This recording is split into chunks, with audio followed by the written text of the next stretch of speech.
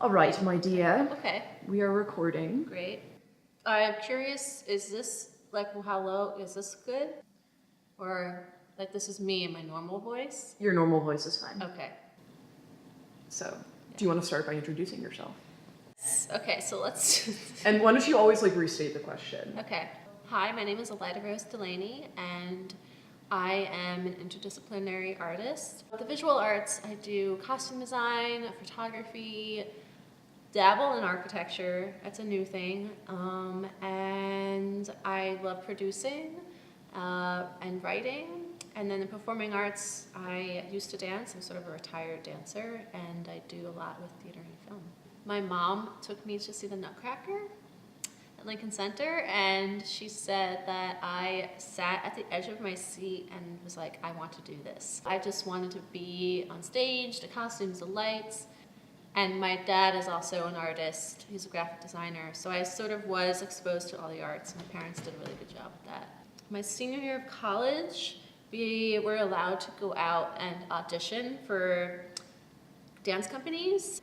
I found that I was booking more theater and film, and having been a dancer for my whole life, I was like, you know, my body kind of hurts. I have other interests. And so that's where I sort of made the transition. I still do it a little bit. Like sometimes I'll get involved with the project and I'll be like, oh, you can dance? Why don't we like give you some dance moves to do? I did this music video for The Knox, and it was based off of the Sims computer game. It's not a video game, computer game. It was like I played this like housewife that drank a lot of cocktails and like kind of had like this bobblehead. And it was a lot of fun. It was one of the best sets ever. I thought it was fun. So that was my first acting gig. Like Julia Binoche, Daniel Day-Lewis, Alan Rickman, Meryl Streep, Wendy Whalen, who's retired, like Jane Goodall, love her. I have a few visual artist friends that I'm close to. Paul Good, who's a photographer, Jorge Tacla, who is a painter from Chile, and I'm collaborating with him. I'm also inspired by my friends and the people who are in my life. I'm inspired by people that I don't agree with. I'm inspired by people who are not artists, like people who are like finance guys or like doctors or lawyers. I just love understanding people, what they do, why they do it. What's your favorite word? Like the first thing that comes to mind is anxious. I don't know why. I think my least favorite word is no. Because no, you can't do that. You can't, no. I don't think you should. No. Yeah. Yeah. Yeah. Yeah. I like to say no, but I don't like when people say no to me.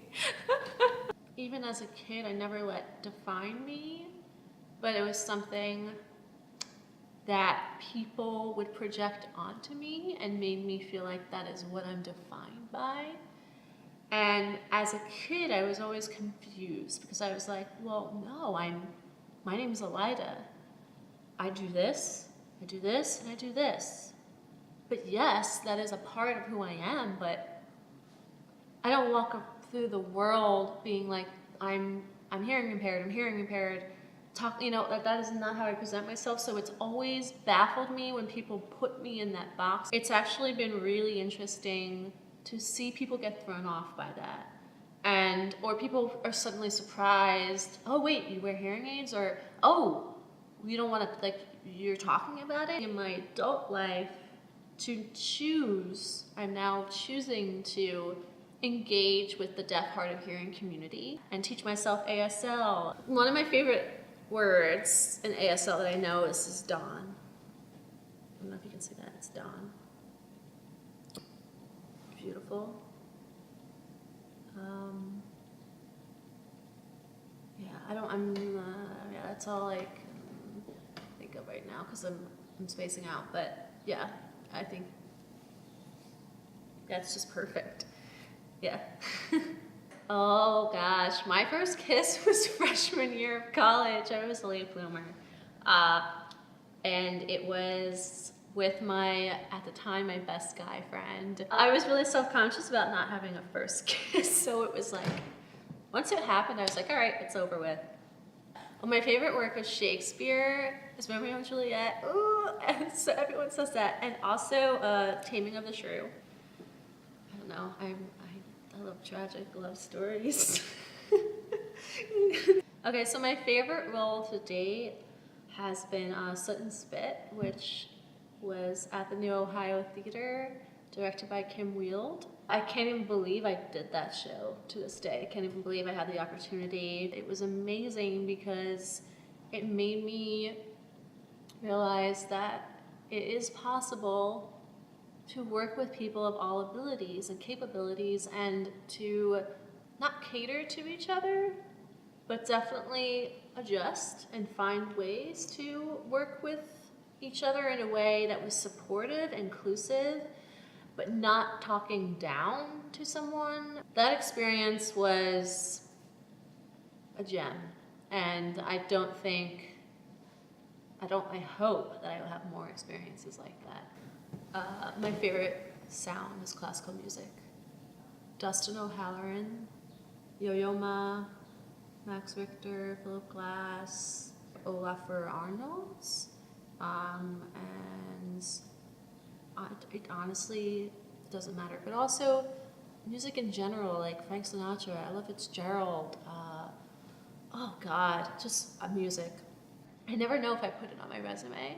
I never know if it's something I put at the top that says like hard of hearing. Does it help you? Does it not help you? I always want to be transparent because sometimes when I'm on set, I have to say, you can see this. Do you want me to take it out or do you want me to keep it in? If I wear it, to me, I feel like I'm me, I'm not playing someone else. You're like, do I need to sacrifice Right. possibly being the representation some like hard of hearing kid needs to see in a movie? Right. In order to succeed. Exactly. And I always try to wear them, and I try to find other ways to make myself embody someone else and not let that be the only thing.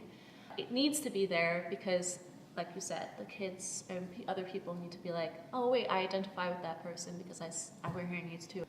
So my parents say The Jungle Book, but I don't really remember The Jungle Book very well. But I really loved Hunchback of Notre Dame because I really related to Quasimodo, and then the weird dynamic between him and Frollo, and like going to Catholic school and being like a little bit of an outcast and feeling like I was like everyone wanted to put me in a tower in a box somewhere. We are having this conversation right now about race. We're having this conversation right now about gender. And the thing that no one really is talking about is disability. No one ever actually goes on stage at the award shows and talks about it because there are no people that are really in the industry, or the people that do, they don't have a platform. And so it was really inspiring this year to see movies like A Quiet Place, or the idea that it's possible to create commercialized art that is still interesting and different and will challenge people to say, you know, I can watch this movie and it can be pretty much silent and there can be this amazing deaf actress and I can still feel something, still take something away from that. What would it mean to you to play a character who is hard of hearing?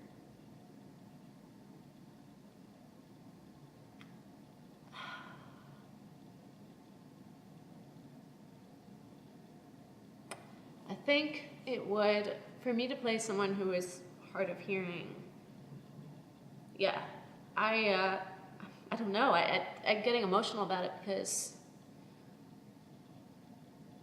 there aren't roles like that, but I don't know if there should be. I think that because, like I was saying before, we are so much more than that, and I think it's exciting to play that be a characteristic or a trait, but that is not what the character is. What it's like to go on dates, what it's like to sit in the classroom and teacher turns their back and you are missing information, or like, you know, you're walking down the street and you didn't notice that someone was following you because you can't hear them following you. Like little things like that, or a fire alarm, or what's birds chirping in the morning. Music in the background when all your friends are like, oh, I love this song, and I'm like, I don't hear it. Like little things like that. The reason why I love acting is that I feel like it gives you the freedom to be your full self under the guise of another character and without judgment. People are always like, after someone passes away or after you go through something that's really difficult, people are so like quick, like you have to move on, you have to move on, you have to get over this.